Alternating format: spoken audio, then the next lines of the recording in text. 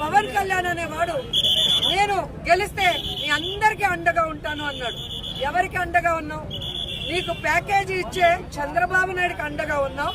ఆయన చేసిన తప్పుల్ని కవర్ చేయడానికి డైవర్షన్ పాలిటిక్స్ చేస్తున్నావు తప్ప నువ్వు ఏ రోజు ఈ రాష్ట్రంలో నువ్వు ఇచ్చిన మాట ప్రకారం మహిళలకు కానీ, కాపులకు కానీ, నిరుద్యోగులకు కానీ, యువతకు కానీ అండగా నిలబడ్డావా అని అడుగుతున్నాను. మహిళలకైతే ఎంత అన్యాయం చేశావు. సుగాలి ప్రీతి విషయం తీసుకున్నా ఈ రోజు మహిళల మీద అత్యాచారాలు జరుగుతుంటే వాళ్ళని చంపుతుంటే ఆఖరికి నిన్నలా మొన్న ఒక చిన్న బిడ్డని ఈ నియోజకవర్గంలో కిడ్నాప్ చేస్తే కూడా ఈ రోజు వరకు నువ్వు ఎటువంటి చర్యలు చేపట్టలేదు, ఆ కుటుంబాలకి న్యాయం చేయలేదు అనేది ప్రజలందరూ కూడా గమనిస్తున్నారు. అలాగే అక్క చెల్లెలు ఎవరైతే వాలంటీర్స్ ఉన్నారో నీకు నేను అండగా ఉండి 5,000 నుంచి 10,000కు పెంచుతానన్నావు. ఆఖరికి 5,000 కాదు కదా, వాళ్ళకి ఉద్యోగమే లేకుండా రోడ్డు మీద పడేసిన గనుడివి నువ్వా ఈ రాష్ట్ర ప్రజలకు మంచి చేసేవాడు అని అడుగుతున్నా. నువ్వు ఓజీ కాదు, పెద్ద క్యాబేజీ అనేది ఈ రోజు అందరికీ అర్థమైంది. చంద్రబాబు నాయుడు గారు ప్యాకేజీ తీసుకోవడం, రాష్ట్ర ప్రజలకి పంగనామాలు పెట్టడమే పవన్ కళ్యాణ్ పని అని కూడా అర్థమవుతుంది. ఆయన పొలిటీషియన్ గా ఫెయిల్యూర్, ఎమ్మెల్యేగా ఫెయిల్యూర్, డిప్యూటీ సీఎం గా ఫెయిల్యూర్, ఆఖరికి ఈ రోజు ఒక మనిషిగా కూడా ఫెయిల్యూర్ అయ్యాడు. ఆయన నమ్ముకున్న వాళ్ళకి కూడా అన్యాయం చేసే ఒక వ్యక్తిగా మిగిలిపోయాడు. ఇక్కడ గెలిచిన పవన్ కళ్యాణ్ ఇక్కడ ప్రజలకు ఏమీ చేయలేదు, కానీ తెలంగాణకు పోయి అక్కడ ప్రజలకు న్యాయం చేస్తాడంట, అక్కడ ప్రభుత్వాల్ని ప్రశ్నిస్తాను అని కూడా మాట్లాడుతుంటే అందరూ నవ్వుతున్నారు. ఎందుకంటే ఆంధ్రప్రదేశ్ లో నువ్వు డిప్యూటీ సీఎం అవయ్యా, అక్కడ ఏదన్నా పొడిచి మళ్ళీ ఇక్కడ పొడవడానికి రండి అని తెలంగాణ వాళ్ళు తిట్టే పరిస్థితికి నువ్వు వచ్చావంటే ఎంత సిగ్గుచేటో ఒకసారి ఆలోచించుకోండి. అలాగే పక్క రాష్ట్రమైన తమిళనాడులో ఈరోజు రాజకీయ అనుభవం లేకపోయినా ప్రజల మీద అభిమానంతో పార్టీ పెట్టి సింహం లాగా సింగిల్ గా వచ్చి విజయ్ ఈ రోజు ముఖ్యమంత్రి అయ్యాడు.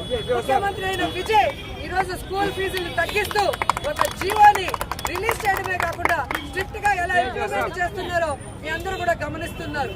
అలాగే ఆడపిల్ల విషయాలకు వస్తే తప్పు చేసిన వాళ్ళు పోలీస్ ఆఫీసర్లు అయినా కూడా ఏ విధంగా చర్యలు చేపట్టారో మీ అందరూ కూడా చూశారు. తన ఎమ్మెల్యేలతో సహా ఎవరు కరప్షన్ చేయకుండా కట్టుదిట్టం చేశాడు.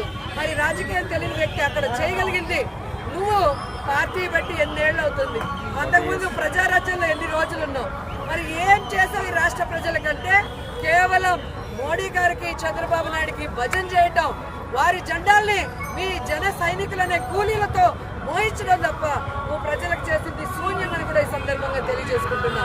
అలాగే లోకేష్ ఆయన ఎప్పుడైతే విద్యాశాఖ మంత్రి అయ్యాడో ఈ విద్యాశాఖకే శని పట్టిందని కూడా ఈ సందర్భంగా తెలియజేసుకుంటున్నారు.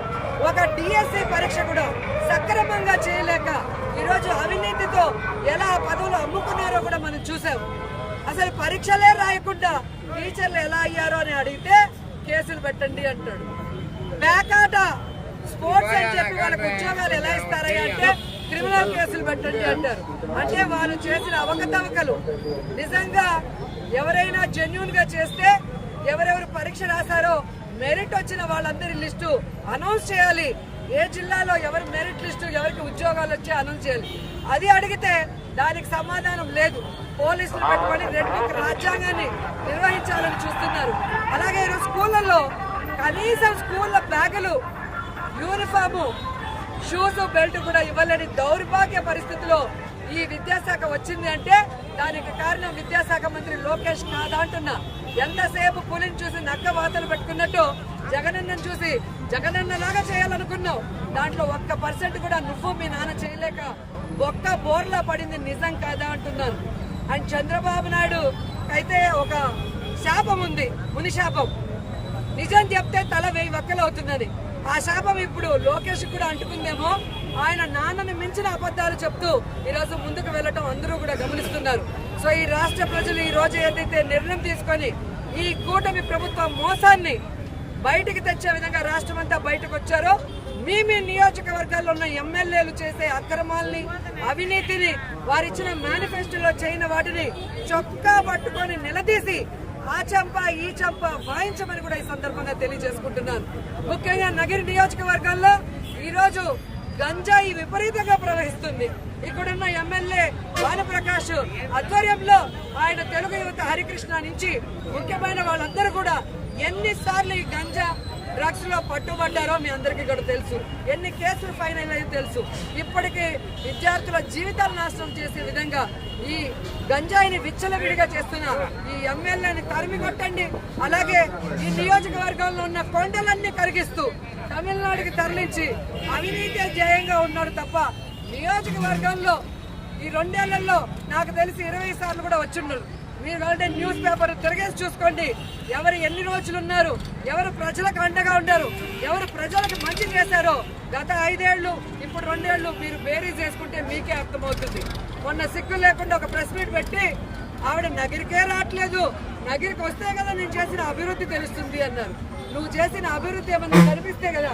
ఇక్కడ చూడండి కంకర టిప్పర్లు, అక్కడ చూడండి టిప్పర్లు పోయి ఏ విధంగా ఈ నగిరి నియోజకవర్గంలో ఉన్న ఏదైతే సంపద ఉందో మట్టి గాని, ఇసుక గాని, కంకర్ గాని, గ్రనైట్ గాని దోచుకోవడమే ధ్యేయంగా పనిచేస్తున్నావు తప్ప నగిరికి వచ్చి నువ్వు ఇచ్చిన మేనిఫెస్టోలో, నువ్వు ఇచ్చిన సూపర్ 6 లో ప్రజలకి అమలు అవుతున్నాయా లేదా అనేది గమనించావా? నీకు దమ్ముంటే నువ్వురా, మేము వస్తాం. ఈ రోజు ట్రాఫిక్ అంతరాయం కలిగిస్తుంది నాన్న స్టాచ్యూలు పెట్టడం, ఆఫీసుల లోపల మీ నాన్న స్టాచ్యూలు పెట్టడం ఇది పెద్ద గొప్పతనం కాదు. ఖచ్చితంగా ప్రజలు మీకు బుద్ధి చెప్తారు. మీరు చేసే ఈ అవినీతికి బుద్ధి చెప్తారు. మీరిచ్చిన ఈ 420 మేనిఫెస్టోని మీరు చేసేంత వరకు వదిలిపెట్టే పరిస్థితి లేదు. మీ మెడలు వచ్చి చేయించేంత వరకు ప్రజలకు అండగా నిలబడి వైఎస్ఆర్ కాంగ్రెస్ పార్టీ పోరాడుతూనే ఉంటుందని కూడా ఈ సందర్భంగా తెలియజేసుకుంటూ, ఈ చంద్రబాబు నాయుడు బాబు షూరిటీ మోసం గ్యారంటీ అన్న విధంగా ఈ రాష్ట్రంలో ప్రజల మీద పెట్రోల్ డీజిల్ ధరతో బాధుడే బాధుడంటూ ఈ రోజు రాష్ట్ర ప్రజల్ని ఎలా బాధేస్తున్నాడో అందరూ గమనిస్తున్నారు. కాబట్టి ఇక కూటమి ప్రభుత్వాన్ని బాధే సమయం వచ్చింది. ప్రజలందరూ మేల్కొనండి. మీ గ్రామాల్లో వచ్చిన తెలుగుదేశం జనసేన పార్టీ నాయకులకి బాధడంటే ఎలా ఉంటుందో చూపించమని కోరుకుంటూ సెలవు తీసుకున్నారు.